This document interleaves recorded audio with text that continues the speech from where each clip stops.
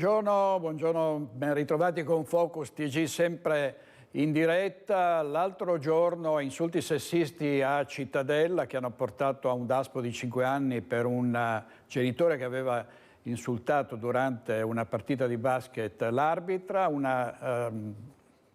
una situazione analoga a Cavallino Treporti dove un calciatore ha rivolto insulti sessisti all'arbitra ed è stato squalificato per 10 giornate. Andiamo subito in diretta da Anna Maria Parisi.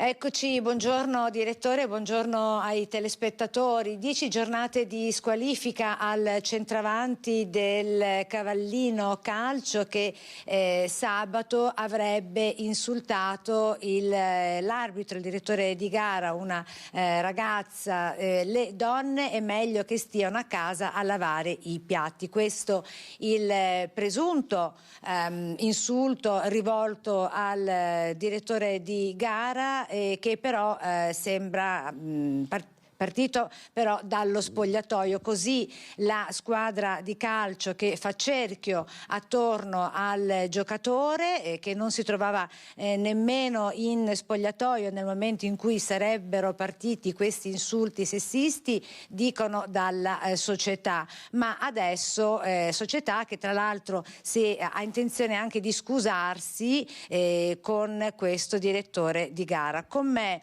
il presidente della società calcistica Michele Tonon, buongiorno, e il vicepresidente sempre del Cavallino Calcio Sebastiano Barbassi, buongiorno. Dunque, in sintesi, che cosa è successo rispetto a quanto abbiamo letto e abbiamo detto? È successo che il nostro ragazzo è stato espulso durante la partita, giustamente noi non vediamo nel tecnico, poi che al termine della partita il nostro ragazzo ha insultato con frasi sessisti l'arbitro dell'incontro. Partita che è stata persa, è la partita, scusi se la interrompo, della scorsa settimana, di sabato scorso con il Fossaltese, ecco, persa 0-1. 0-1 e giustamente, quindi non mettiamo in dubbio niente. Sono stati degli errori come si verificano in tutte le partite, però nulla di più. Poi non è quello che è stato riportato, delle offese non sono state sentite, e specialmente anche io che ero nello spogliatoio che non ho assolutamente sentito nulla. Quindi... Presidente Tonon, lei era nello spogliatoio, c'era anche il ragazzo in questione, il centravanti? No, il ragazzo non c'era, perché lo avevo accompagnato al termine della partita personalmente, di non aggravare la situazione e di tenerlo lontano dallo spogliatoio. Non aggravare la situazione perché era già stato sospeso dalla partita, e esatto, quindi era andato sugli spalti. Sugli spalti, infatti era lì fuori con noi, quindi un po' di momento di rabbia, ma poi era un po' passata, quindi per noi non era una cosa normale, cioè normalissimo, non era niente di grave da come è stato riportato, non abbiamo assolutamente sentito nulla. Quindi lei dice non ha voluto che venisse con lei nello spogliatoio perché... Per evitare che può succedere un attimo di nervosismo, di dire cose che aggraverebbero la situazione dopo l'espulsione. Ma quali cose? Riferite all'arbitro o che cosa? No, riferito all'espulsione, che era un po' teso, arrabbiato perché doveva saltare la prossima partita, che era molto importante per lui.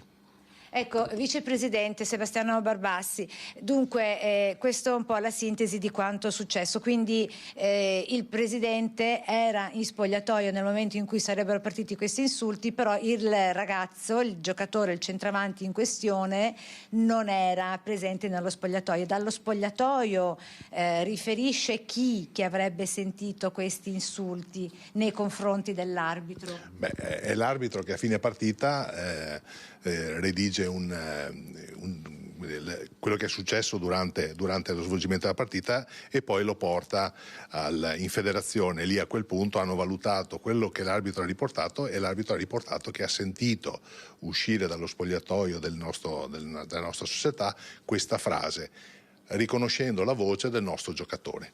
E questo da parte del nostro giocatore viene contestato, perché come ha detto il nostro presidente, una volta espulso si è fatto la doccia, è uscito dagli spogliatoi ed è andato in tribuna, per cui lui dice che quella frase non può averla detta lui, ed è questo fondamentalmente il problema fondamentale, cioè riconoscere al ragazzo il fatto che non ha detto quella frase. Poi che sia uscita in un contesto dello spogliatoio dove ci sono 22 ragazzi che hanno fra i 18 e i 20 anni, dove qualche frase stupida e sciocca si dice perché noi le condanniamo, perché noi siamo vicini al mondo femminile, anche quello degli arbitri, perché ci sono arbitri femmine molto brave. Io proprio qualche giorno fa mi complimentavo con un dirigente dell'AIA sul fatto che il più bravo arbitro che abbiamo avuto in questo periodo è stata proprio una ragazza di San Donà di Piave, per cui noi condanniamo. Sì, ecco, voi condannate fermamente questo? Assolutamente sì.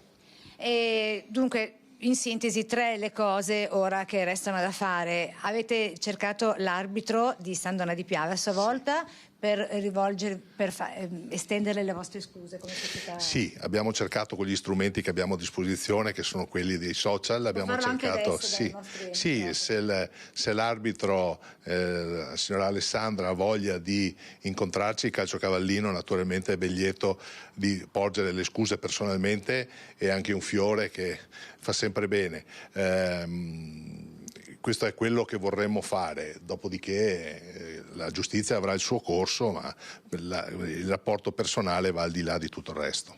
Seconda cosa, infatti, adesso voi che contromisure prenderete dal punto di vista legale? Noi dobbiamo necessariamente contestare la giustizia sportiva, perché vogliamo che il nostro ragazzo sia riabilitato da un punto di vista personale e anche sportivo, ma soprattutto personale, per cui porteremo le nostre rimostranze al giudice sportivo dicendo quello che ha detto il nostro presidente, cioè che non era in spogliatoio, riportando tutte le testimonianze che dalla bocca di questo atleta non è uscita questa frase. Terza e ultima cosa, 10 giornate di squalifica, ne mancano 11 al termine del campionato, significa che il ragazzo avrebbe chiuso? Il ragazzo ha finito il campionato sostanzialmente, se confermano questa squalifica. E con le scuse che comunque la società calcistica del Cavallino Calcio intende rivolgere ed estendere all'arbitro in questione, chiudiamo questo collegamento. È tutto.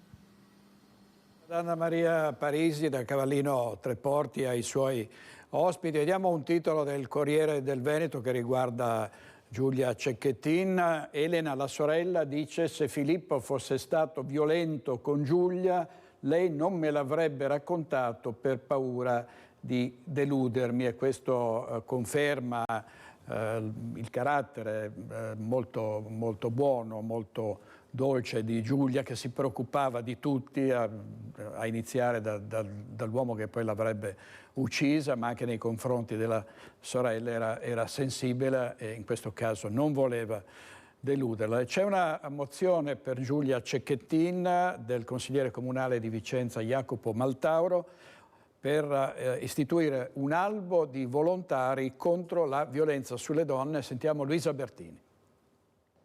Femminicidio di Giulia Cecchettin che ha scosso la coscienza collettiva, per cui arriva una proposta dal capogruppo della Lega in Consiglio Comunale a Vicenza: dare vita ad un albo di giovani volontari per il contrasto della violenza sulle donne, affinché il coinvolgimento emotivo di questi giorni si trasformi in impegno concreto. Dopo l'omicidio brutale di Giulia Cecchettin c'è stato un coinvolgimento emotivo importante da parte del mondo giovanile, soprattutto nel nostro territorio, considerata la vicinanza anagrafica e geografica a Giulia. Un coinvolgimento che si è visto nelle piazze, nei social, nella rete. E secondo me come istituzione è importante che questo tipo di partecipazione sociale e emotiva passi anche e si trasformi in un impegno sociale concreto, in un impegno attivo, di cittadinanza attiva, su un tema che deve presto cambiare sia nelle statistiche sia nelle percezioni del nostro territorio. Un modo amministrativo di continuare a far rumore il senso dell'iniziativa, per recepire l'input lanciato dalla famiglia Cecchettin, con l'obiettivo di non rendere vana la morte di Giulia, affinché fatti del genere non si ripetano. È per questo motivo che come consigliere comunale, come capogruppo della Lega, ho presentato una mozione aperta affinché si vada a creare un albo dedicato a tutti quei giovani che vogliono portare il loro contributo. Una mozione che vuole stare distante da un approccio ideologico e che vuole avere un approccio concreto per far sì che la violenza sulle donne diminuisca e che in questo tipo di processo virtuoso si inseriscono anche i nostri giovani. Tanto continua l'inchiesta sul delitto commesso dal reo confesso Filippo Turetta, che è nel carcere di Montorio a Verona. Tra pochi giorni arriverà dalla Germania la Golf nera con la quale Turetta ha tentato la fuga proprio varcando i confini. E nel frattempo torna ancora a parlare di nuovo la sorella. Sentiamo. Dalla custodia giudiziaria della polizia di Halle in Germania al laboratorio dei RIS di Parma e conto alla rovescia per il rientro in Italia della Fiat Grande Punto di Filippo Turetta sotto custodia giudiziaria dalla sera del 18 novembre scorso. Il rientro è previsto per la giornata di domani, massimo sabato, sia sull'auto che sul coltello con la lama di 12 centimetri ritrovato all'interno con altri oggetti, tra i quali un telefono cellulare che potrebbe essere quello di Giulia Cecchettin. Saranno eseguite meticolose indagini per cercare riscontri rispetto agli elementi probatori raccolti dal PM Andrea Petroni nel lungo interrogatorio di Filippo Turetta nel carcere veronese di Montorio. Cruciali gli accertamenti sulle tracce di sangue ritrovate nell'auto. Durante il trasferimento ci sarà un confronto diretto tra investigatori italiani e tedeschi anche sui passaggi dell'appunto registrati dalle telecamere tra Austria e Germania. Dopo l'aggressione la sera dell'11 novembre a Giulia Cecchettin, prima nel parcheggio di Vigonovo, poi nella zona industriale di Fossò, Filippo Turetta, dopo aver accoltellato a morte l'ex fidanzata, si è diretto a Barcis, dove ha abbandonato il corpo senza vita della giovane donna, iniziando poi un viaggio senza meta di 7 giorni, finito con i soldi e la benzina in Germania, lungo l'autostrada 9 nei pressi di Lipsia. Giulia Cecchettin nel frattempo riceverà la laurea il prossimo 2 febbraio, così ha stabilito il Senato accademico dell'Università di Padova. Un dolore infinito quello della sua famiglia con la sorella Elena, che è tornata a parlare alla trasmissione Chi l'ha visto, ha raccontato come anche una settimana prima dell'uccisione della sorella Filippo Turetta avesse usato comportamenti violenti nei confronti di Giulia, che ad un'amica aveva confidato di avere avuto paura di lui. Il servizio di Chiara Gaiani. Si svolgerà nei prossimi giorni il processo di appello con imputato un 36enne marocchino che è già stato condannato in primo grado a 4 anni e 6 mesi di carcere. A questo punto però la moglie maltrattata dice propongo uno sconto di pena perché l'uomo è cambiato. Quella che vi raccontiamo stasera è una storia di violenze e di abusi fra le mura domestiche, ma che potrebbe avere un epilogo diverso rispetto alla condanna in primo grado di un uomo di 36 anni a 4 anni e 6 mesi di reclusione. Lo chiede ai nostri microfoni la moglie che l'ha denunciato a marzo dello scorso anno, ma che ora è certa della sua redenzione. A marzo sono andata nel comando dei carabinieri e ho denunciato i fatti delle violenze che ho subito da parte di mio marito. Violenze e abusi maturano in un ambiente familiare in cui l'Islam e i suoi precetti sono particolarmente presenti nella famiglia dell'uomo, che la moglie afferma essere fortemente condizionato dalla mentalità integralista della madre e della sorella. Per le due donne è inaccettabile che il loro congiunto si accompagni a una moglie musulmana che veste all'occidentale. È in questo pesante contesto che scattano botte e soprusi, ma dopo la denuncia e la condanna penale il 36enne inizia un percorso di riabilitazione il cui esito oggi spinge la moglie a chiedere ai giudici di appello di concedergli una seconda possibilità. E io chiedo ai giudici, a tutti i giudici, ascoltatemi, io non sto giustificando mio marito, quello che ha fatto mio marito è una cosa sbagliata, che non dovrebbe fare nessun uomo, però mio marito un'altra possibilità se la merita, perché in questi 8 mesi lui ha chiesto di iniziare un percorso con lo psicologo. Se lei chiude gli occhi, quelle violenze, le botte di suo marito, lei se le ricorda ancora?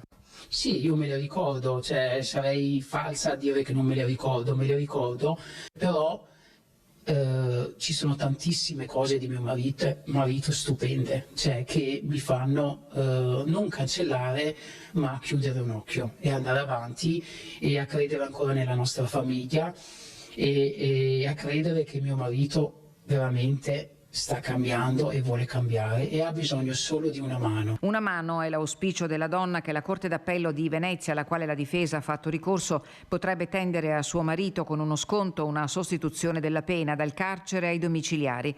La Caritas diocesana di Belluno Feltre a tal proposito ha dato già la propria disponibilità ad ospitare il 36enne. Volevo ringraziare con tutto il mio cuore il signor Francesco D'Alfonso, è la persona che in questo periodo qui mi ha aiutato più di tutti, perché ha consentito a mio marito di avere un lavoro dentro in carcere, ha fatto tanto. Cosa spera che i giudici decidano il prossimo 18 dicembre? Io chiedo ai signori giudici con tutto il mio cuore, ascoltatemi, sono una donna, sono la parte offesa, però oggi come oggi sono qua e urlo e continuo a urlare fino all'ultimo secondo della mia vita. Aiutate mio marito, aiutatelo, credete, perché veramente è cambiato. In questi casi si spera sempre che le persone cambino, ma si va incontro a volte a delle cocenti delusioni, perché è difficile, è molto difficile che uomini di che hanno quelle caratteristiche, che hanno compiuto quei reati, poi si ravvedano del tutto. E sempre sulle molestie sui luoghi di lavoro, nella Marca ce ne sono ancora troppe, e da qui il protocollo anti-abusi siglato ieri mattina al Sant'Artemio. Le giovani donne precarie sono la categoria più a rischio. I casi più recenti che sono capitati, di cui io sono a conoscenza, sono stato interessato, diciamo così, indirettamente, sono proprio casi di palpeggiamento, di violenza sessuale nei confronti spesso di giovani donne, spesso con contratti di somministrazione, spesso anche soggetti a ricatti da parte di chi ha ruoli di rilievo e che in qualche modo approfitta di queste condizioni. Giovani lavoratrici precarie, ma non soltanto, sono loro le vittime principali di un fenomeno che sembra non conoscere crisi, le molestie sui luoghi di lavoro. La fotografia dei sindacati è puntuale quanto inquietante. C'è un sommerso soprattutto nelle realtà piccole, perché c'è vergogna da parte di chi subisce le molestie e soprattutto c'è silenzio attorno, perché in una realtà piccola è ovvio che chi denuncia rischia poi di essere la vittima e rischia di non avere soluzioni alla sua denuncia. Dignità personale e diritto al lavoro sono queste le dimensioni intaccate. In alcuni casi a entrare in azione è la consigliera provinciale di parità. Dall'inizio del 2023 ho ricevuto complessivamente una ventina di richieste di aiuto. Molestie sessuali e verbali, ma anche discriminazioni nei confronti di persone transessuali. Da qui il protocollo operativo siglato al Sant'Artemio tra la consigliera di parità, enti locali, sindacati, associazioni di categoria della Marca, nessuno escluso. Si tratta di entrare nei luoghi di lavoro con corsi e iniziative per guardare in faccia il problema in tutte le sue sfaccettature. Le molestie psicologiche, quelle sono distruttive nelle persone. Sono praticamente delle vessazioni sottili, delle minacce oppure degli atteggiamenti nei confronti dei dipendenti o anche tra colleghi che portano psicologicamente a perdere proprio le difese anche come persona. Io credo che comunque fare rete per questo motivo bisogna farla sempre, bisogna soprattutto sensibilizzare tutte le persone e tutti gli enti che sono vicini a noi. Mai arrendersi, appunto, mai piegare la testa, essere come quello slogan che c'è in pubblicità e dice io valgo, e quindi essere determinate.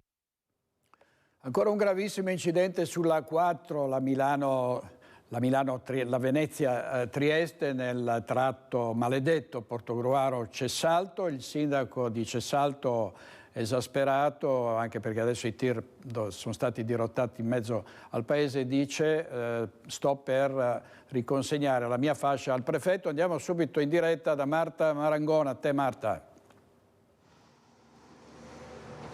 Sì, buongiorno direttore, buongiorno ai telespettatori che ci stanno seguendo da casa. Siamo a Cessalto in via Calnova Bosco, non proprio vicinissimi all'autostrada, ma in questa via secondaria perché? Perché poco fa c'è stato un altro incidente, un incidente che ha coinvolto ancora una volta un mezzo pesante, lo vedete alle mie spalle, un trasporto eccezionale che ha perso il controllo ed è finito all'interno del fossato capovolto. Fortunatamente in questo caso non ci sono state vittime né feriti, l'autista è riuscito ad uscire da solo dal mezzo, quindi ci sono solo i danni e le difficoltà alla circolazione, danni perché nel perdere il controllo sono stati anche divelti alcuni pali della corrente dal mezzo pesante, ma poco distante da qui c'è la A4, il tratto maledetto, dove ieri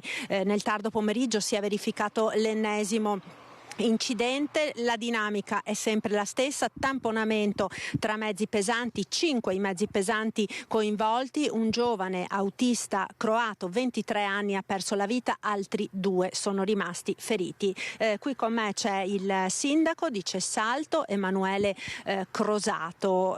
Voi siete davvero esasperati, sindaco, da questa situazione che si protrae da anni e che sembra non vedere una soluzione.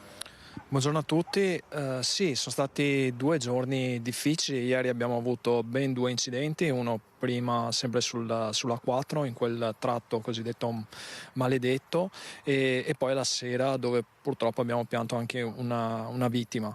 Sì, anche perché poi succedono incidenti nel sedime autostradale, per poi i mezzi pesanti, le auto escono dai 2 caselli e invadono queste strade, una strada come questa che è assolutamente inadatta a veicoli pesanti in maniera così in quantità importanti, e poi diventa un pericolo anche per ciclisti, pedoni. Qui addirittura stavamo facendo un potenziamento della linea, è uno dei motivi. Il veicolo era uno dei veicoli che stanno spostando i sottoservizi dell'autostrada, quindi di male in peggio il potenziamento, l'eliminazione dei 5 ponti per il rifacimento dei 5 ponti nel nostro territorio comunale sta portando anche a questo, a ulteriori veicoli che ci troviamo ad affrontare.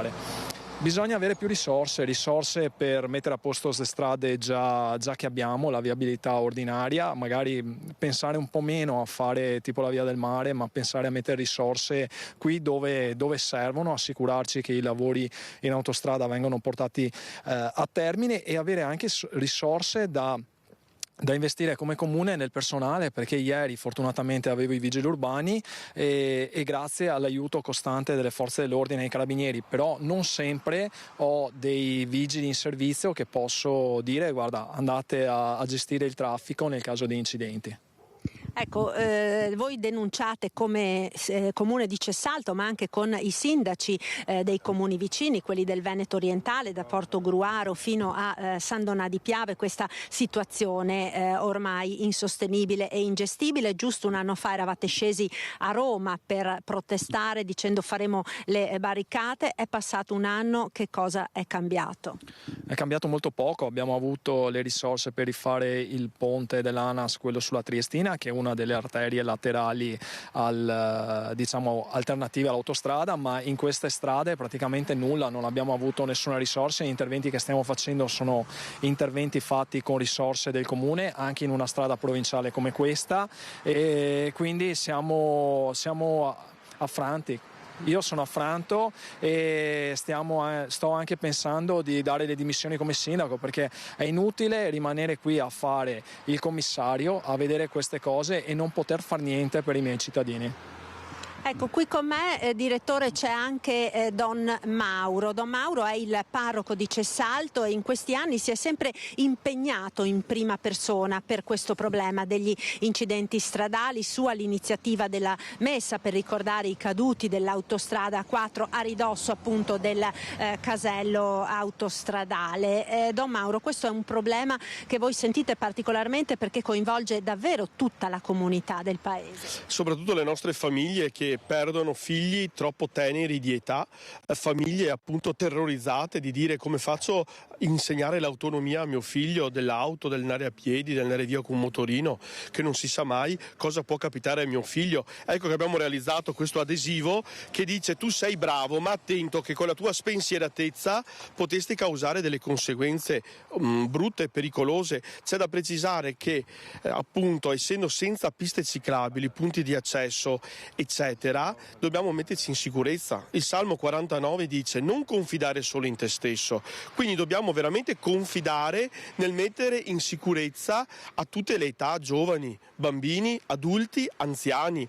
Ecco, però un appello che faccio: questo adesivo io lo sogno, il ministro Salvini, che so che si è impegnato, ecco, attaccarlo sui bicchieri dei nostri autogrill e pensarci un po' tutti. E cari giovani, non lasciate, se volete bene i vostri genitori, ecco, pensateci, perché sennò lascerete un dolore incolmabile ai vostri genitori se vi schiantate perché fate queste cose. Poi certo, gli incidenti sul lavoro, autisti che lavorano e fanno un incidente, anche questo è un altro problema, gli incidenti sul lavoro appunto. Però ripeto, tutti assieme dobbiamo veramente stare attenti e non cadere nell'illusione: a me non capiterà mai. Tante famiglie hanno detto così e oggi piangono i loro figli e ogni giorno vengono in chiesa ad accendere un lumino per le vittime della strada. Ecco, tra l'altro, Don Mauro, questa è un'iniziativa che voi avete portato avanti nelle scuole del territorio con i ragazzi in primo piano, proprio perché sono stati i ragazzi a disegnare questo adesivo. Ecco, i ragazzi, può sembrare un adesivo forte, i ragazzi l'hanno creato loro dicendo: noi siamo bravi, ma con le nostre stupidaggini non siamo inconsapevoli delle conseguenze. Quindi ho visto che questo adesivo fa più bene ai ragazzi che ai genitori. I genitori l'hanno capito dopo l'adesivo, i giovani subito se lo sono appiccicato sulla Vespa, sullo scooter, all'interno dell'automobile, sul cruscotto. Quindi nasce proprio nella mente del giovane che dice: noi non ci pensiamo, meglio pensarci prima. Ecco, da Cessalto per il momento è tutto. Direttore, se non ci sono domande ti restituisco la linea. Grazie molte Marta, grazie a Marta Marangoni e ai suoi ospiti. E ricordate il gravissimo incidente stradale del giorno dell'Immacolata a Portogruaro, erano morti 3 ventenni finiti con l'auto in un canale. C'è stata una manifestazione per ricordarli, vediamo le immagini, un corteo di BMW guidate da persone che conoscevano le vittime, che hanno praticamente sono sostate davanti al canale in cui è finita appunto la BMW, che era guidata dal giovane Altin. Altri 2 ragazzi erano morti, un altro si era salvato proprio perché aveva deciso di farsi riportare a casa dopo aver passato la serata insieme agli altri 3. Sono manifestazioni che ovviamente ricordano le vittime, però è la prevenzione, soprattutto c'è l'eccesso di velocità, l'imprudenza, l'uso del cellulare durante la guida, e su quello quindi bisogna intervenire con sanzioni gravi anche per chi commette reati che sono quelli che possono arrivare appunto all'omicidio stradale. C'è stato uno scontro frontale tra 2 auto in via Aldo Moro a Vicenza, 2 i feriti, sono intervenuti i vigili del fuoco e la polizia locale. Sentiamo la nostra redazione.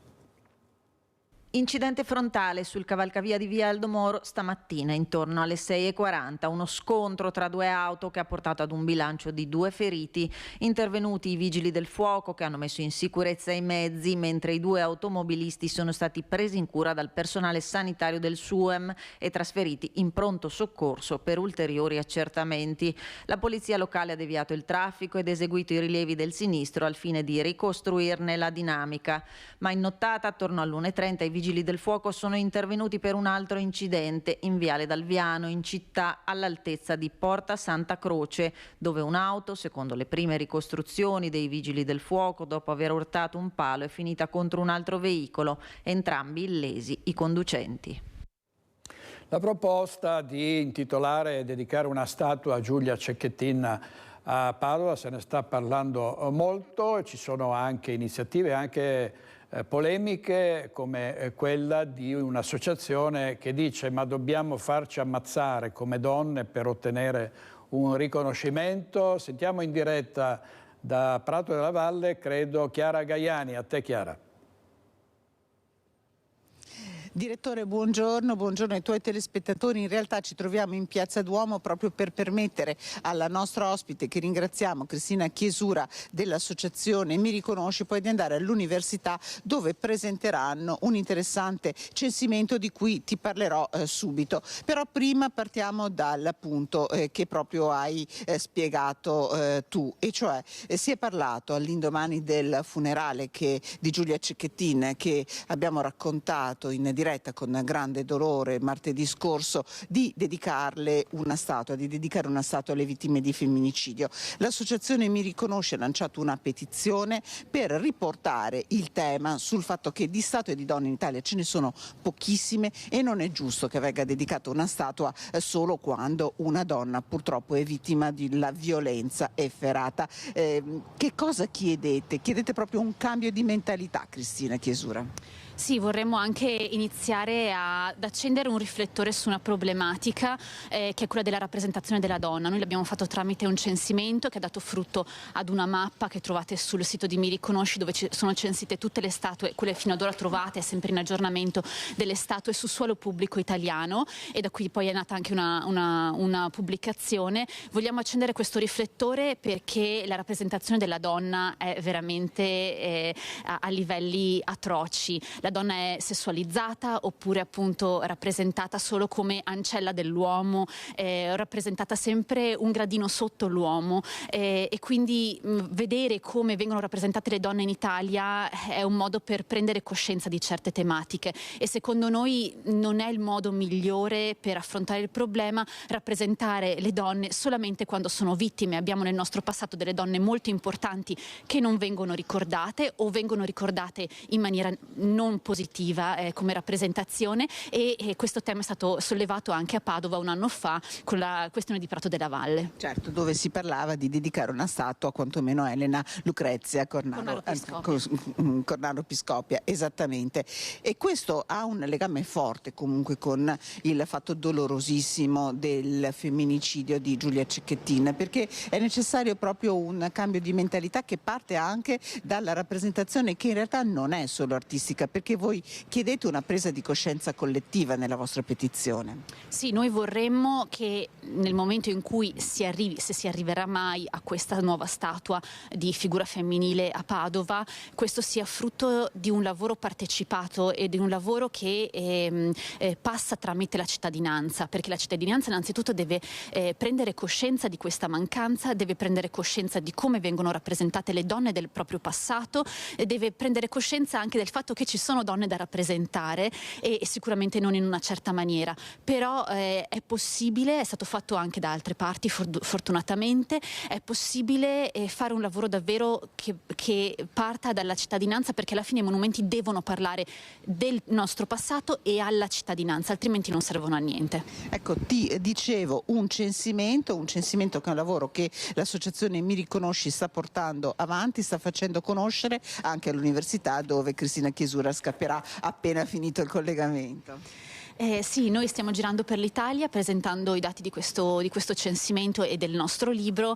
Ci fa molto piacere che la risposta da parte dei cittadini sia davvero molto forte, perché vuol dire che è un tema molto sentito, è un tema di cui c'è la necessità di parlare, e noi speriamo moltissimo che questo aumentare dell'attenzione sul problema porti anche le amministrazioni culturali, in particolare qui siamo a Padova, insomma, quindi è un appello anche nei confronti dell'amministrazione padovana, ma non solo, a tutte le amministrazioni italiane, di rivedere quello che è già stato prodotto e di pensare, se dobbiamo pensare a qualcosa di nuovo, che sia, ripeto, partecipato e rappresentato in una certa maniera. Ecco, allora io ringrazio Cristina Chiesura dell'associazione Mi Riconosci, ringrazio anche per la collaborazione tecnica il collega Federico Cibotto, e da Padova, direttore, ti restituisco la linea. Grazie molte, grazie a Chiara Gaiani e alla sua ospite. Restiamo a Padova perché si svolgerà l'autopsia sul corpo del 25enne ghanese che è stato trovato morto in Prato della Valle nel canale Memmia. Vediamo il servizio. Si chiamava Frank Ameyo, il ragazzo 25enne recuperato cadavere dalla canaletta dell'isola Memmia in Prato della Valle a Padova. Era nato in Ghana e dal 2017 era arrivato in Italia ed era in attesa del riconoscimento dello status di richiedente asilo. Non ci sono ancora certezze sulla sua morte, avvenuta nella notte tra lunedì e martedì. Il pubblico ministero, Luisa Rossi, ha risposto quindi l'autopsia sul cadavere del 25enne per capire cosa abbia portato la morte. Forse un malore, forse una distrazione, gli inquirenti non escludono nessuna ipotesi, anche il gesto volontario.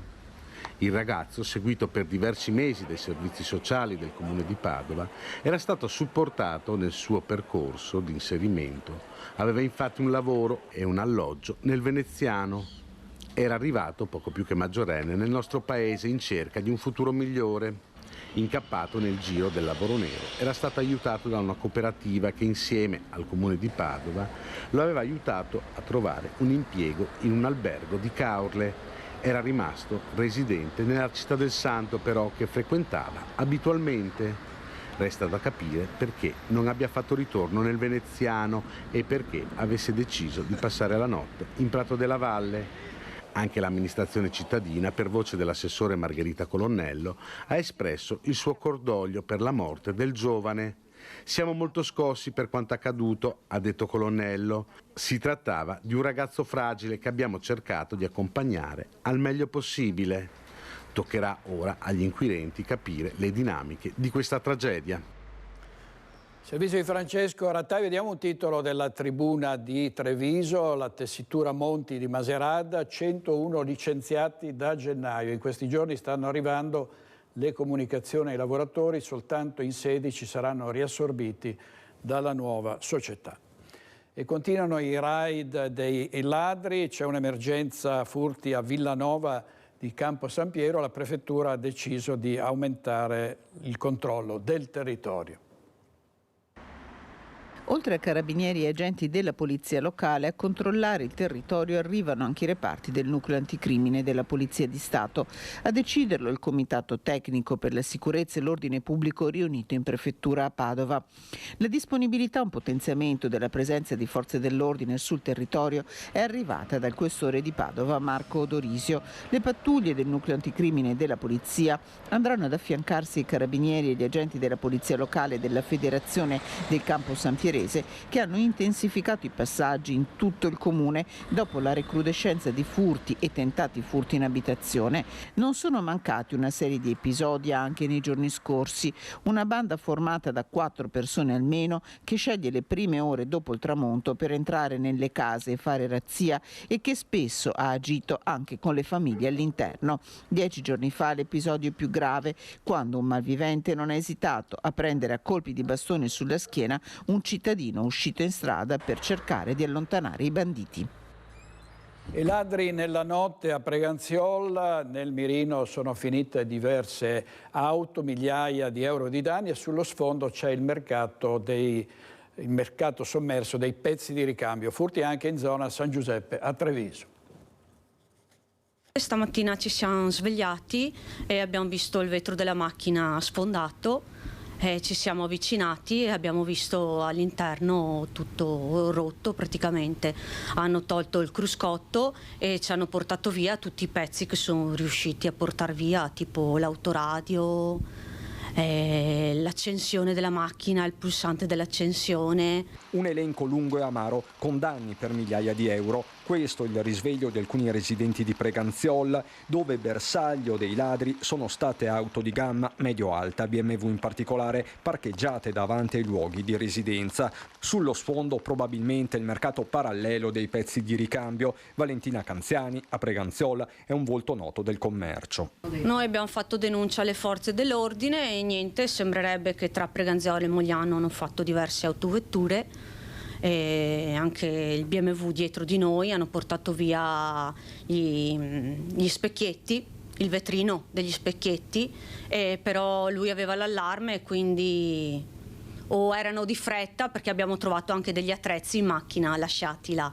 Insomma, uno stillicidio. Soltanto ad agosto, poco distante, in piazza Gabbin, erano state danneggiate diverse auto, anche se la matrice sembra diversa. Segnalazioni di furti, tentati e compiuti si susseguono in tutta la provincia. Lunedì nel Mirino è finito l'appartamento al primo piano di un complesso residenziale recintato in strada Sant'Agnese, zona San Giuseppe, e non è la prima volta. Sarà un mesetto fa in un'altra delle palazzine. Anche lì non so dirle la dinamica, io non è tanto che abito qua e adesso insomma penso che tutti provvederanno a mettere sistemi d'allarme o qualcosa del genere. Ormai l'Italia funziona così, intanto tutte queste cose rimangono impunite e basta, non so neanche io cosa dire. Dopo vai sulle solite cose, piuttosto che siano entrati in casa, meglio la macchina, però sia una magra consolazione.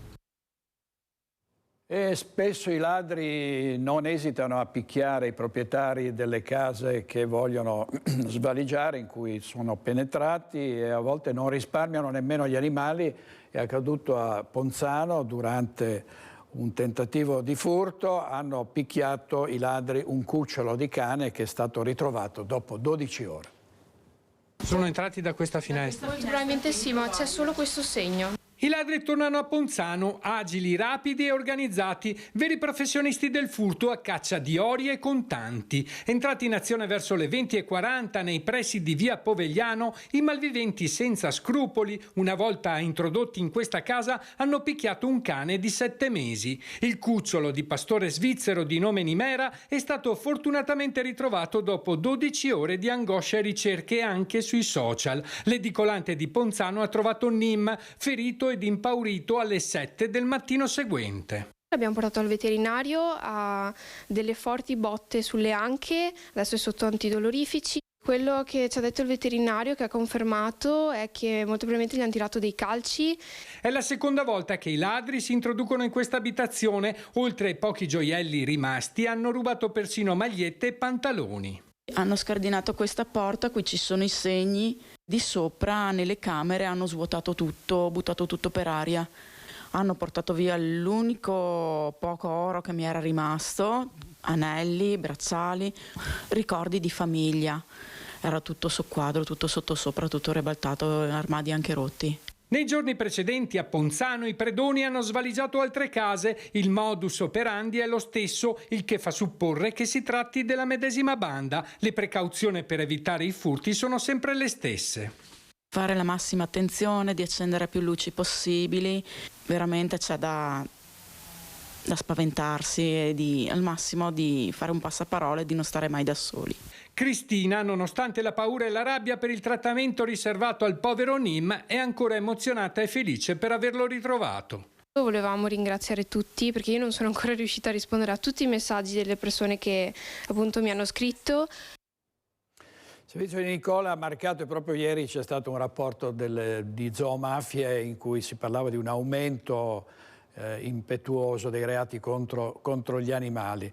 Vediamo alcuni titoli, altri titoli del Corriere del Veneto. Pietro Maso, che uccise i genitori, è a disposizione dei detenuti di Montorio a Verona. Troppi suicidi, voglio aiutare. Pietro Maso ha scontato la sua pena ed oggi è un uomo libero. E poi vediamo Arturo Zamorani, accademico padovano, cade dal balcone e muore, notizie che abbiamo dato ieri. L'anziano professore adottato dai suoi ex allievi è morto felice insieme a noi. Umberto Gastaldi se n'è andato tra l'affetto di 60 ex allievi. Nicoletta Bertorelli, docente di filosofia, ha coordinato le ricerche. Era come i carciofi, pungeva ma aveva il cuore morbido, questo è il ricordo del professore. Ancora Anila Grisciai, uccisa dall'imballatrice nel Trevigiano, forse è stato un suo errore. E poi le Olimpiadi invernali del 2026, pista da bob a Cortina, il dossier proposto da Matteo Salvini ancora non è arrivato. La giustizia trevigiana continua ad avere grossi problemi di organico. A inizio 2024 i sostituti procuratori saranno 11 su 13, anche se in arrivo c'è una giovane magistrata. A fare il punto Marco Martani, che guarda anche al rinnovo della convenzione con la Regione per il personale amministrativo. Martani è il procuratore. Sentiamo. In gennaio arriva una MOT, che vuol dire magistrato ordinario in tirocinio, cioè una vincitrice di concorso che ha ultimato il suo percorso formativo di tirocinio nel gennaio prossimo, e quindi arriverà qui a Treviso in sostituzione della dottoressa Andreatta, che è stata trasferita alla Procura della Repubblica di Venezia. Prenderà servizio con il nuovo anno la dottoressa Anna Ortica, trevigiana e laureata a Padova, una nomina attesa la sua in una procura storicamente sottodimensionata. Però in gennaio perdiamo un altro magistrato, che è la dottoressa Francesca Torri, che sarà trasferita alla Procura Generale di Venezia. Quindi restiamo in 11 su 13 posti in organico. Confido che venga pubblicato il posto, almeno uno dei 2 posti vacanti, venga pubblicato nel prossimo bollettino del CSM. Nemmeno parlare del 13°, fa intendere Martani, a mancare in Italia sono pure i magistrati. Noi abbiamo come procura il rapporto più sfavorevole dell'intera Regione Veneto fra magistrati nell'organico, non necessariamente presenti, perché non ci sono tutti in organico, tra magistrati in organico e popolazione. Si va su essere un PM ogni 63.000 abitanti. È il rapporto più sfavorevole dell'intera Regione Veneto, e la Regione Veneto è una delle regioni che hanno il rapporto più sfavorevole in Italia. Eppure, sottolinea il procuratore, si va avanti, garantendo le priorità. Codici rosso su tutti e poi incidenti mortali sul lavoro e sulle strade. Anche il 2023 è stato un anno nero. Qualcosa si muove per il personale amministrativo, anche se l'aiuto principale a oggi è arrivato dalla Regione. Noi stiamo andando avanti anche grazie al distacco di unità della Regione Veneto, che è stato fatto in base a una convenzione stipulata nel maggio del 2022. Speriamo che venga rinnovata e che di poter continuare a contare anche per tutto il prossimo anno su queste risorse umane.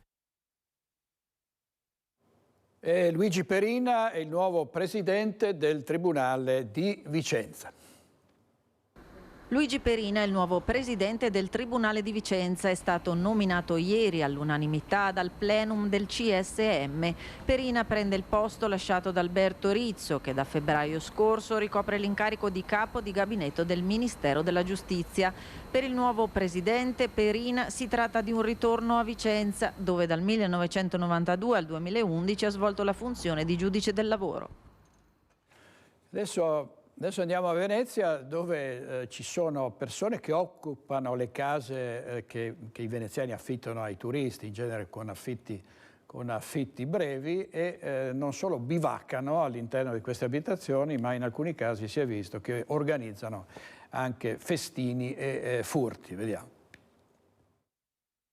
Occupano appartamenti usati per le affittanze brevi, organizzano festini abusivi e spesso a base di droga e alcol. È l'ultima tendenza di criminali, ladri e faccendieri. Anche dopo giorni lasciano la casa violata nel degrado e lo sporco più totale, ma non prima di aver rubato quanto è possibile depredare, lavatrici comprese.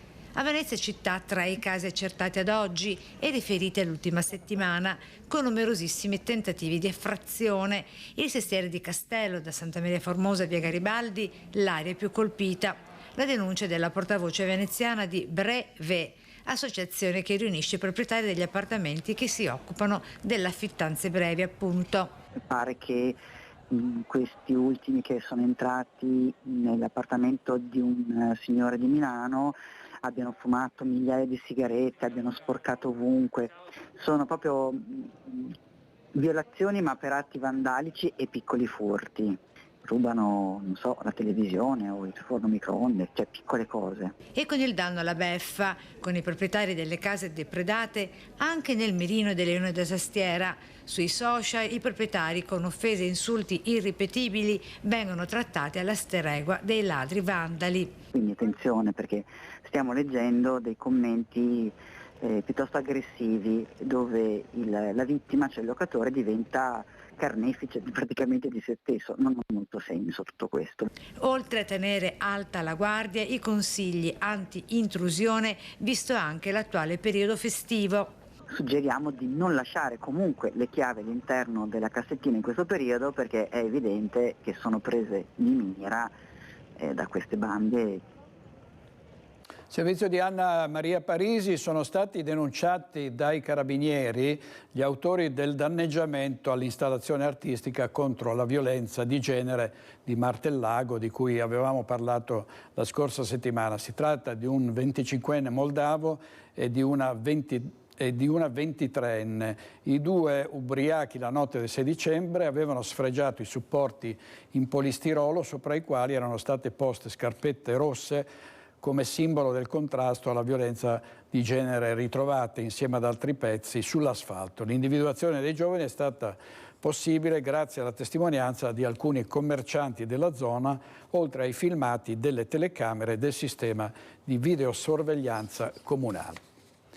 E passiamo alla politica. Mentre impazza la guerra tra Forza Italia e Lega, in particolare tra Luca Zaia e Flavio Tosi sulla questione del terzo mandato. Ieri notte invece in Consiglio regionale del Veneto, al termine di una seduta a Fiume, ha approvato a maggioranza con 33 voti a favore e 9 contrari la legge di bilancio triennale 24-26. Il bilancio misura nel complesso circa 18,4 miliardi di euro, di cui oltre 10 destinati alla sanità. È l'ultimo atto della manovra finanziaria del prossimo triennio Zaia, approvata in Consiglio la legge di bilancio, ed è l'ultimo atto della manovra finanziaria del prossimo triennio, rileva il Presidente del Veneto. Un bel risultato che consegna per il 14° anno consecutivo un bilancio tax free. Il Veneto non applica dal 2010 alcun aumento dell'addizionale regionale IRPEF rispetto all'aliquota di base fissata dalla legge statale destinata a finanziare la sanità. A livello nazionale, continua Zaia, il Veneto, oltre ad essere la prima regione ad approvare il proprio bilancio di previsione, si conferma una regione a statuto ordinario altamente performante, che affronterà il 2024 con le risorse già disponibili nei capitoli di spesa e quindi senza ricorrere all'esercizio provvisorio. Così il governatore. Sentiamo invece cosa hanno detto le opposizioni.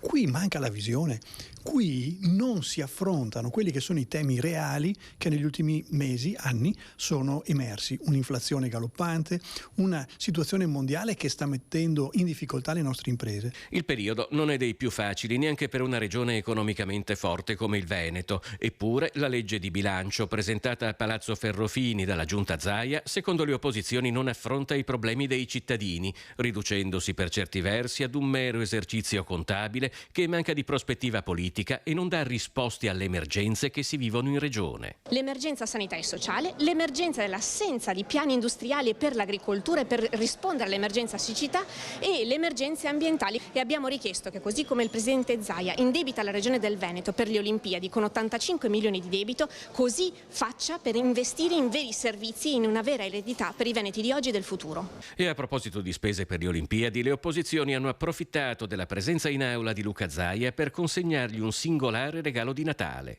Gli abbiamo regalato una slitta perché sembra avere una grandissima passione per il bob, skeleton e slittino, e quindi ho ritenuto fosse opportuno dargli questo piccolo regalo perché possa, diciamo così, accontentarsi di giocare con questo e di lasciare stare la pista di bob a Cortina.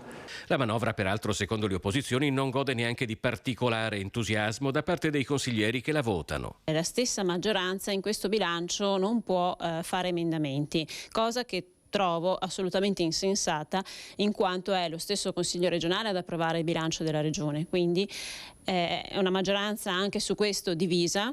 Non possiamo far finta che in questi 14 anni il mondo non sia cambiato e che il Veneto abbia bisogno di una nuova narrazione per stare al passo con l'ambiente, con i giovani, con le nuove politiche sociali, con la sanità e con tutto il tema della legalità. E vediamo sempre sul versante della politica del Veneto la lotta, lo scontro tra Tosi e Zaia, con il coordinatore azzurro che chiede un assessore di Forza Italia all'interno della giunta, magari un rappresentante della Lega dice pronto a lasciare il carroccio. Sentiamo Francesca Bozza. La cosa che potrebbe accadere, se come dovrebbe essere entro qualche settimana almeno un assessore regionale di Forza Italia della Lega passerà e verrà con noi in Forza Italia, e ripeto, i nomi che avete fatto sono assolutamente benvenuti, penso che Zaia non revocherà l'assessore per il fatto che non è più della Lega ma è di Forza Italia. Già lo scorso 8 dicembre, in occasione dell'ufficializzazione al Caffè Pedrocchi del passaggio di Fabrizio Borona a Forza Italia, Flavio Tosi aveva avanzato l'auspicio, che suonava come una richiesta, di avere un proprio assessore all'interno della giunta regionale, concetto nuovamente ribadito dal coordinatore azzurro. Si andrebbe a sanare quella anomalia che vede Forza Italia fuori dalla giunta regionale, senza nessuna presidenza di commissione. Un allargamento della maggioranza che non dispiace nemmeno all'attuale assessore di Fratelli d'Italia, Elena Donazzanna. In una coalizione si debba anche tenere molto conto delle minoranze interne, perché è lì che tieni la forza della coalizione. Però sono letture. L'ultima elezione del presidente Zaia avrebbe potuto anche lasciare fuori me, un esponente di Fratelli d'Italia. La coalizione si rafforza quando tu la tieni, la coalizione. E non sarebbe più un segreto nemmeno il nome del possibile assessore che potrebbe lasciare il carroccio per Forza Italia. Mi tocca fare indovina chi, ma diciamo quell'assessore che potrebbe... ha i capelli o no almeno? Sono ridotto è come metterci la firma. L'unico che li ha è quello che l'altro giorno era con Tajani, no? Seduto in prima fila.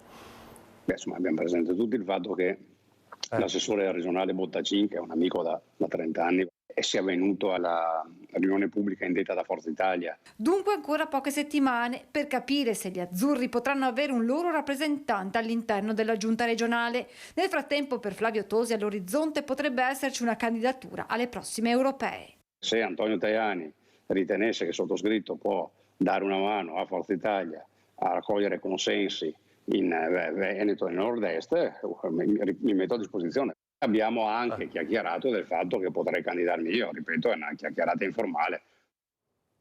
E questo era Flavio Tosi, ospite di Ferdinando Avarino a Ring. Ieri sera a Focus Massimo Bitonci, il sottosegretario al Ministero delle Imprese del Made in Italy, gli abbiamo chiesto un commento su questo travaglio del centrodestra in Veneto. Sentiamo. Di molto più serio, con tanta anche la questione di alcuni esponenti della Lega che sono passati a Forza Italia, come la vede? Ma caro direttore, lei che è un profondo conoscitore della politica veneta e anche nazionale, io faccio una considerazione: noi siamo alleati al governo a livello nazionale, alleati in moltissimi comuni, alleati a livello regionale. Ho trovato personalmente, queste sono considerazioni di Massimo Bitonci, assolutamente fuori luogo, e questo succede da qualche mese da parte dell'ex leghista, insomma espulso dalla Lega qualche anno fa, Flavio Tosi, come una volontà quasi di revenge, no? Da parte dello stesso, ma questo è abbastanza chiaro, forse più personale, perché mi pare abbastanza chiaro che è presto per parlare di alcune cose. Io penso che, e lo dico senza nessun problema, che Luca Zaia abbia lavorato benissimo in questi anni. È uno dei governatori più amati, se non negli ultimi anni sempre al primo posto. Come diceva anche il nostro segretario regionale Stefani, noi abbiamo molto paura ai ritorni al passato. Insomma, il Veneto ha avuto dei momenti molto, molto bui, ci ricordiamo tutto, il tema del Mose, il tema delle tangenti, il tema, insomma, ci sono, mi pare, anche inchieste recenti, insomma, su collegamenti tra una parte del mondo della politica con magari il tema dei calabresi, insomma, per carità, tutte robe ovviamente da verificare e tutto, però io starei molto, molto attento, perché quando si è ben governati dopo spingere su cambiamenti. Vedremo, insomma, noi continuiamo a lavorare anche a livello nazionale per cercare di portare avanti quella che è una cosa dal mio punto di vista estremamente corretta, perché poi non c'è un limite di mandato per quanto riguarda per esempio il Presidente del Consiglio, i ministri, anche io stesso, sottosegretario, i parlamentari. Io penso che bisogna anche chiarire il fatto che quando c'è qualcosa che funziona bene, un governo anche regionale che funziona bene, ricordiamo insomma che io l'altra sera ero in Friuli a una serata con imprenditori insieme a Massimiliano Fedriga, insomma anche quegli imprenditori del Friuli, insomma tra le più grosse realtà e aziende del Friuli. Io ho fatto un intervento ovviamente di carattere economico, riconoscendo anche il grande lavoro di Massimiliano Fedriga e questa diciamo accoppiata vincente anche del Veneto e del Friuli Venezia Giulia, insomma il fatto che i due governatori lavorano sulla stessa linea. Bisogna stare un po' attenti a guardare più al passato e dopo ogni partito per carità fa le sue richieste che sono assolutamente lecite.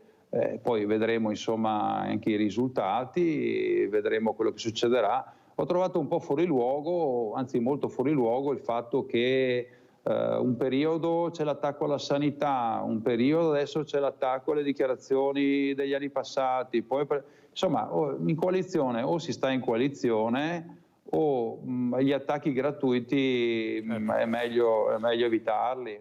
Gli attacchi gratuiti è meglio evitarli e ancora una volta Massimo Bitonci difende il Veneto e la Lega come aveva fatto quando da parte di Tosi c'era stato un attacco sulla sanità nei confronti del presidente Zaia. In regia come ieri Renato Capoia, c'è Mattia Pizzaia, c'è anche Nadia Brazzo e andiamo in pubblicità, torniamo subito, state con noi.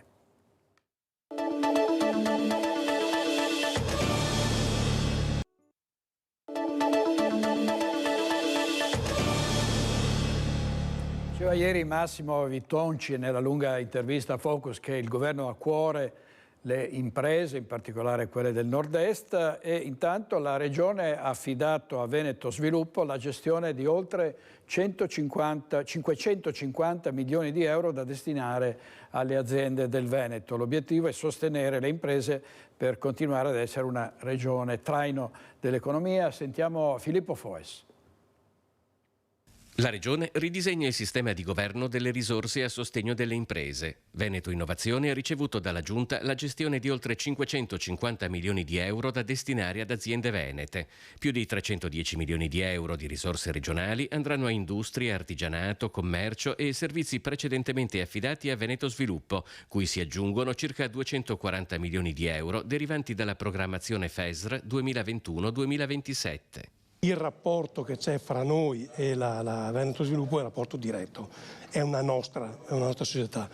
All'interno di Veneto Sviluppo c'è Veneto Innovazione che diventa il braccio operativo e quella sarà la struttura che ci consentirà di poi fare i bandi veri e propri per le imprese. In pratica, è stato detto a Palazzo Balbi, è stata raccorciata al massimo la catena decisionale e il passaggio dalla fase burocratica a quella operativa è ridotto al minimo. Abbiamo portato il tema dell'attrazione degli investimenti al centro della nostra attività, mettendola a sistema e consentendo tra l'altro di gestire in totale armonia i fondi pubblici e i fondi privati. Per noi come Veneto Innovazione questo diventa un momento molto importante perché questa ristrutturazione ci vede diventare come il braccio operativo della Regione a gestire questi importanti asset. Nonostante gli aumenti di energia e materie prime, il sistema economico veneto ha retto e ha reagito. Attualmente ci sono 424.000 imprese attive, 180 miliardi di euro di PIL complessivo, il 9% di quello nazionale, e nei primi 6 mesi del 2023 42 miliardi di euro di export, prima regione d'Italia, uno sviluppo che Venezia intende accompagnare. Noi andiamo nel territorio per capire esattamente di cosa abbiano bisogno le imprese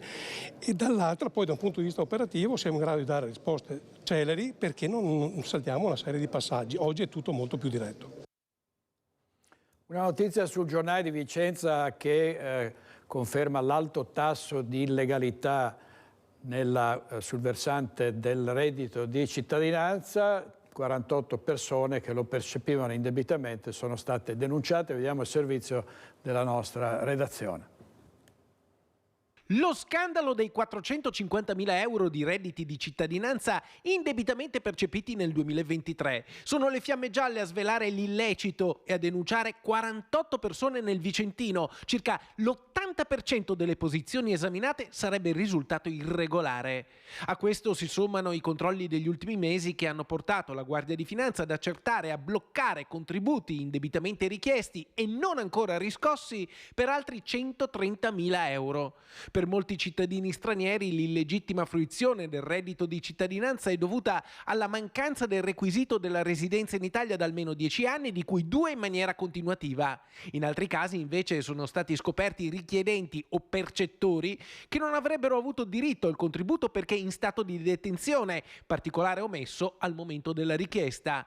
In particolare una donna che vive a Schio è risultata essere sottoposta in tempi diversi a custodia cautelare in carcere e poi agli arresti domiciliari. Sempre a Schio, un uomo con dei precedenti avrebbe sottoscritto la domanda di accesso al sostegno quando era destinatario di un obbligo di firma davanti alla polizia giudiziaria. Lo stesso uomo, percettore del reddito di cittadinanza, è risultato essere condannato in via definitiva per diversi reati quali ricettazione, resistenza pubblico ufficiale ed associazione finalizzata al traffico di sostanze stupefacenti. Andiamo a Bassano del Grappa, dove ieri la sindaca Elena Pavan e il vice sindaco Zonta hanno tenuto una conferenza stampa per presentare 3 ipotesi per il teatro cittadino. Su questo sentiamo Alex Giuliano. L'amministrazione comunale ha presentato quelle che sono 3 ipotesi per ridare un teatro cittadino a Bassano del Grappa. Una conferenza stampa, quella di ieri, che ha subito innescato polemiche e critiche, soprattutto dal punto di vista politico più che tecnico. Diciamo che c'è chi non ha preso bene una conferenza stampa di questo tipo a 6 mesi dalla fine del mandato elettorale e parla di propaganda politica da parte della prima cittadina Elena Pavan. Noi siamo in compagnia del consigliere comunale Roberto Campagnolo, consigliere comunale d'opposizione.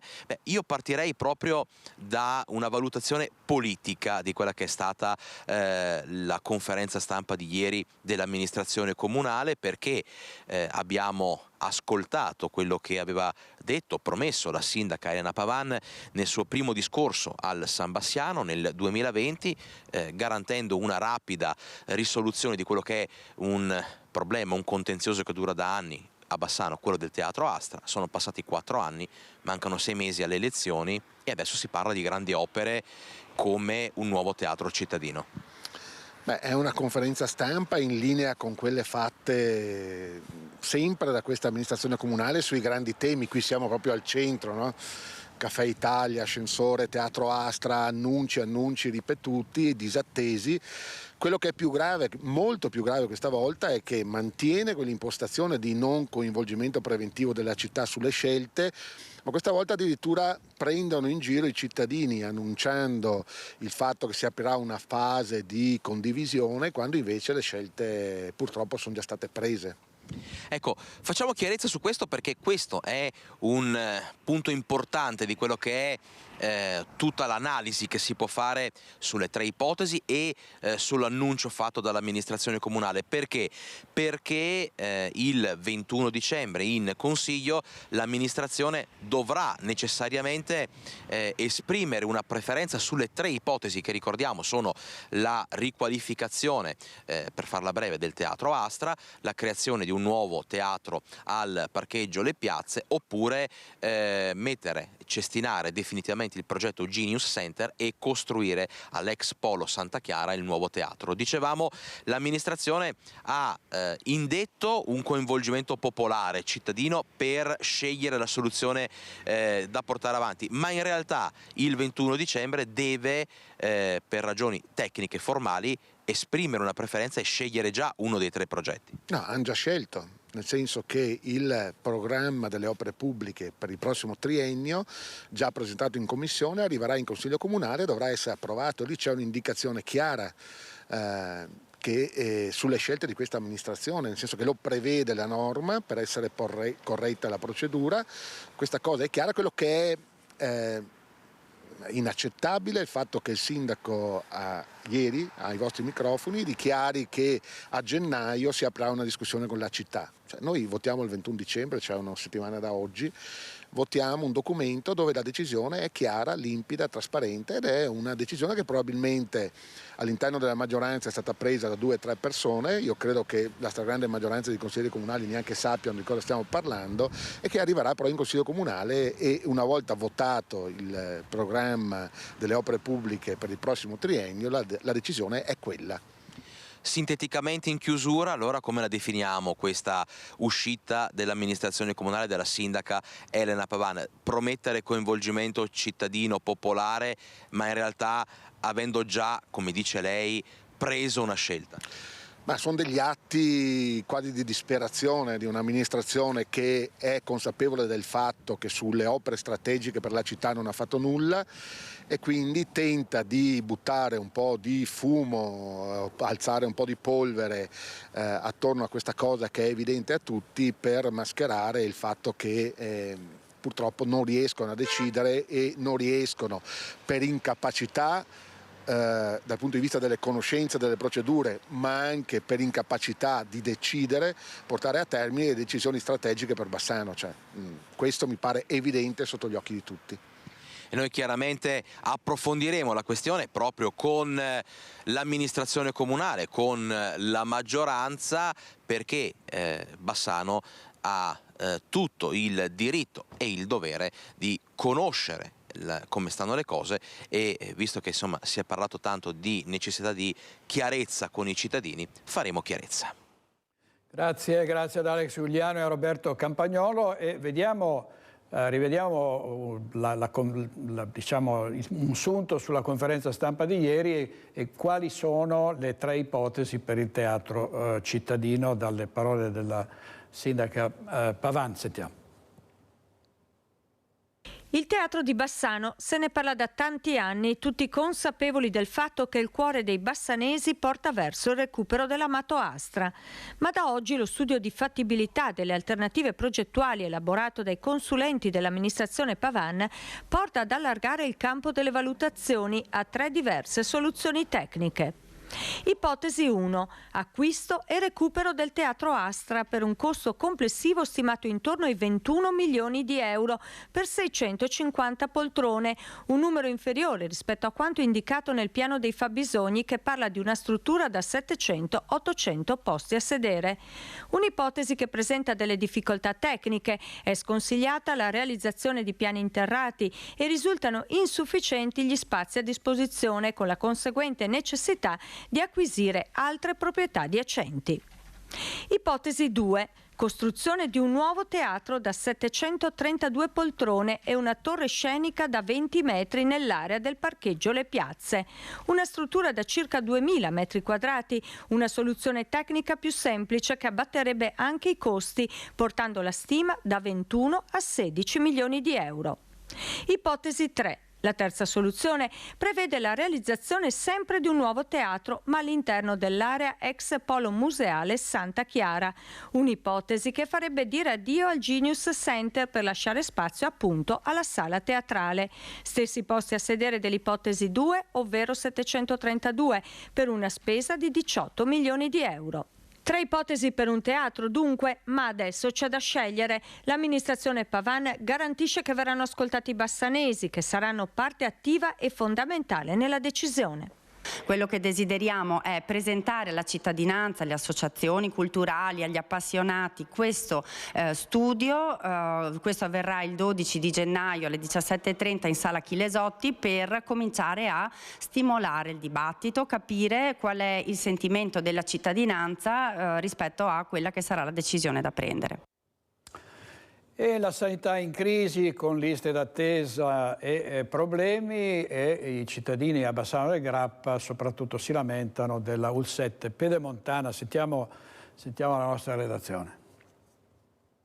So comunque che ci sono altre persone che si lamentano anche per cose più gravi, che stanno aspettando da anni o mesi per cose gravi un appuntamento. Non si può più così, basta. Basta? Il grido di rabbia e preoccupazione dei cittadini insoddisfatti della sanità locale si può riassumere adesso in una parola, questa: basta. Perché la pazienza dei pazienti è finita, perché troppi sono i problemi e troppo poche, anzi praticamente quasi nessuna, le soluzioni realizzate. Disorganizzazione, liste d'attesa, carenze di medici, impoverimento di alcuni reparti, fuga di quelle che vengono riconosciute come eccellenze, ma che, ad esempio al San Bassiano, non trovano più spazio. Le segnalazioni dei pazienti continuano a essere tante, come nel caso della signora Stefania, che racconta prima i problemi riscontrati a ottobre, quando il marito si è gravemente infortunato. Siamo stati costretti ad andare a pagamento sia per la risonanza magnetica che per la visita all'ospedale di Feltre e è stato operato con urgenza i primi di ottobre. Interfacciandosi con il CUP di Bassano, ci racconta, non è riuscita ad avere tempistiche e appuntamenti in linea con l'urgenza del caso.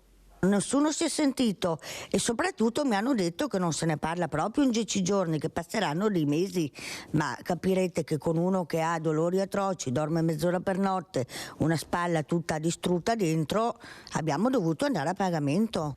Ma non finisce qui, perché i problemi riguardano anche la madre della signora Stefania, che doveva fare 5 radiografie entro 30 giorni, ma... Anche lì ho chiamato il CUP, non se ne parla di rispettare i tempi, chiameranno loro, si sta in lista d'attesa e comunque dicono prima di 3 mesi sarà impossibile. Adesso io dico, una signora che prende 700 euro di pensione, fare 5 radiografie a pagamento ha un certo costo. Trovo giusto che farle in ospedale. E quando ha provato a fissare una visita per delle complicazioni a livello cognitivo, ecco com'è andata. Mi hanno dato appuntamento a settembre 2024, cioè, voglio dire, è quasi un anno settembre 2024, Non so se si può andare avanti così. Io adesso sono stanca, non so più a chi rivolgermi e sono stanca di tribulare. Non si placa lo scontro tra Regione e Comune di San Zenone degli Ezzelini per le opere complementari per il passaggio della superstrada pedemontana e botta e risposta fra il sindaco Fabio Marin e la vicepresidente della Regione del Veneto Elisa De Berti. Sentiamo Sharon Di Carlo. La signora De Berti ha dichiarato che sono scortese, aggressivo e maleducato. Si scaldano i toni, ancora una volta, a San Zenone degli Ezzelini tra Regione e Comune sulle opere compensative della superstrada pedemontana e batti ribatti tra il sindaco Fabio Marin e il vicepresidente della Regione Veneto Elisa De Berti. Una risposta davvero che lascia comunque allibiti, perché che una vicepresidente della Regione si rivolga così ad un sindaco, cioè non entrando in merito a quella che è la questione, non commentando i fatti, ma offendendo, perché di fatto questo ha fatto, definendomi maleducato, scortese, eccetera, direi che non è proprio un atteggiamento consono a una vicepresidente. Da una parte la Regione Veneto, dall'altra l'amministrazione di San Zenone degli Ezzelini. Al centro dello scontro gli accordi del 2012 che obbligano la Regione alla sistemazione della viabilità del centro del comune, finanziamento al momento mai arrivato, al suo posto invece un vero e proprio braccio di ferro legale.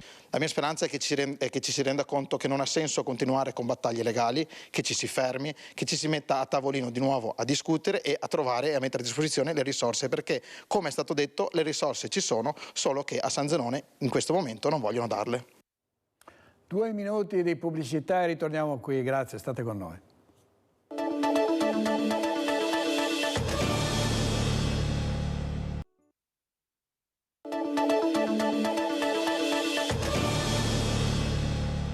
Con il passaggio della TAV a Vicenza, l'albergo cittadino di Via Giordano sarà demolito. Il comune è a caccia di una nuova struttura adatta all'accoglienza dei senza fissa dimora. Il passaggio della TAV in città prevede la demolizione dell'immobile di proprietà comunale di Via Giordano, adibito ad albergo cittadino. Dovrà essere liberato entro dicembre 2024 e nel frattempo il Comune è a caccia di una struttura alternativa idonea ad ospitare almeno 70 persone, con spazi per l'accoglienza notturna e i servizi. Parte la procedura per ricercare un immobile idoneo a poter accogliere almeno 70 persone, come sono quelle che vengono ospitate in questi periodo, un servizio 365 giorni all'anno che possa non solo accoglierle durante la notte, ma possa anche eventualmente ospitarle delle attività durante il giorno, uno spazio per le docce cittadine, uno spazio per la mensa, uno spazio per le persone che oggi sono assolutamente prive di residenza, prive di un alloggio ovviamente, ma che devono trovare l'ospitalità proprio per poterle evitare che dormino in strada, ma soprattutto per dargli una seconda opportunità. A fine settembre l'avviso dell'avvio delle procedure espropriative delle proprietà comunali previste dal progetto definitivo del secondo lotto attraversamento di Vicenza, approvato a luglio. Si tratta di 4 strutture: il bocciodromo, un appartamento di edilizia residenziale pubblica, la tettoia adibita a ricovero degli attrezzi nella sede della Protezione Civile di via Frescobaldi e l'immobile di via Giordano. Sul fronte degli indennizi, fa sapere l'amministrazione, è in corso la valutazione delle proposte mandate da Iricav 2. Molti sono gli immobili di proprietà del Comune di Vicenza che vengono espropriati, maggior parte sono strade, sono marciapiedi, sono aree pubbliche, sono 4 i fabbricati. Uno di questi appunto è l'attuale asilo notturno di via Giordano e non c'è una quantificazione economica perché si sta ancora trattando con l'autorità e tra il Comune di Vicenza. Stiamo ovviamente valutando intanto vedere quanto questo ci costerà. Allora c'è una crociata del Comune di Belluno contro i fuochi pirotecnici in vista del Capodanno e la campagna si chiama Basta Botti. L'educazione al rispetto della natura e degli animali è molto importante e le nuove generazioni se ne devono fare necessariamente carico. Il messaggio è che possiamo divertirci e festeggiare tutti insieme senza danneggiare gli altri. A Capodanno è tutto l'anno né botte né botti. È il claim della campagna informativa lanciata a ridosso delle festività natalizie di fine anno dal Comune di Belluno, che intende in questo modo sensibilizzare la cittadinanza sulla pericolosità dei fuochi d'artificio. L'idea è partita dal gruppo Belluno al Centro, che durante l'ultimo Consiglio Comunale ha incassato un voto bipartisan sull'ordine del giorno volto a chiamare l'attenzione su un progetto educativo piuttosto che all'emanazione di un'ordinanza di difficile applicazione. Abbiamo deciso di proporre questo progetto Basta Botti, che avrà il suo sviluppo con affissioni nel territorio comunale, avrà una divulgazione nel sito istituzionale, ma avrà poi anche il coinvolgimento delle scuole, proponendo anche di laboratori per far comprendere quanto pericoloso sia l'utilizzo di questo materiale pirotecnico. Attenzione perciò al frastuono che provocano i botti, che causano disagio e forte stress alla popolazione, specie anziani, malati e ospedalizzati, e arrecano disturbo alla fauna selvatica e agli animali domestici. Nelle scuole sarà proposta attività didattica con il materiale realizzato dalla Lega Antivivi Sezione e dal Ministero dell'Istruzione, patrocinato dal Comune di Belluno. È l'inizio di un percorso educativo, aggiunge il sindaco, che vorremmo ci portasse ad un cambio di mentalità generale. L'obiettivo di questo progetto è proprio di portare questa sensibilizzazione e portare soprattutto le nuove generazioni al sempre meno utilizzo di questo materiale. Da Bruxelles un importante riconoscimento per la Regione del Veneto, che è stata nominata Regione Europea dello Sport 2024. Sentiamo Edi Kaliman. Viva lo sport, viva il Veneto, viva l'Italia e l'Europa. È direttamente dall'aula del Parlamento europeo di Bruxelles che arriva la notizia che il mondo sportivo veneto aspettava. Sarà proprio il Veneto la regione europea dello sport 2024. La macchina organizzativa è già partita. In programma un fitto calendario di attività in tutto il territorio volte a promuovere e diffondere la pratica sportiva. Sono orgogliosa perché stiamo facendo un grandissimo lavoro sui nostri territori, sui nostri comuni e oggi a maggior ragione sono orgogliosa perché da veneta abbiamo ottenuto per la Regione Veneto questo importante risultato, questo importante riconoscimento. Promuovere lo sport a 360 gradi a tutti i livelli. Questo l'impegno della Regione Veneto insignita del riconoscimento. Un impegno che potrà concretizzarsi anche grazie a tutte le associazioni e gli enti che operano in questo campo. Access Europe Italia, il CONI, MIUR, ANCI Veneto e molti altri. Tanti gli obiettivi. Lo sport non è solo un'attività aggregativa, salutare, educativa e salutare, ma è anche un modo, che poi è uno dei punti di Access, di creare un collegamento tra le istituzioni europee e tutti i territori europei e i nostri territori, anche i paesi più piccoli. La regione del Veneto è una regione di sport e sportivi, il grande evento che ci aspetta è quello delle Olimpiadi Milano-Cortina nel 2026, ma soprattutto un territorio, una comunità profondamente legati allo sport. Quasi 500.000 atleti tesserati in tutte le discipline, migliaia di società sportive, un mondo del volontariato radicato in tutta la comunità veneta legato allo sport, un patrimonio di impiantistica sportiva di eccellenza. È chiaro che per noi anche la capacità di organizzare grandi eventi rappresenta un motore anche per l'attrattività e lo sviluppo del territorio. Comprensibile soddisfazione dell'assessore alla cultura e allo sport del Veneto Cristiano Corazzari. È tutto per oggi, grazie a Renato Cappoia, a Mattia Pizzaia con Nadia Brazzo in regia. Ci vediamo stasera alle 21:15 con Focus. Buona giornata.